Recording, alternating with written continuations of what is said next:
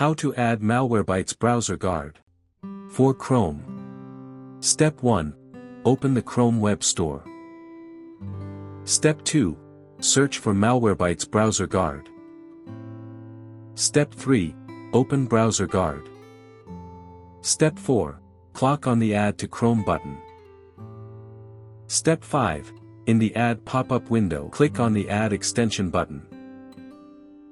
For Safari. Step 1. Open the App Store.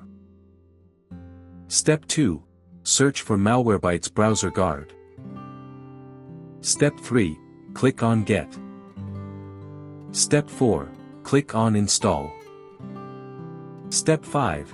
Enter your Apple ID password, then click on Get. Step 6. After downloading, click on Open. Step 7. Once the app is open, click on Preferences. Step 8. From the left panel, check the Malwarebytes Browser Guard.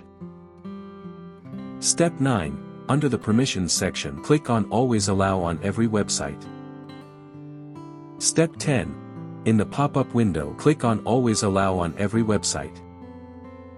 Step 11. On the left panel, check all the items. For more such help and information, visit us at www.antivirustales.com or call us at +1 857 557 6826 +44 161 791 4591.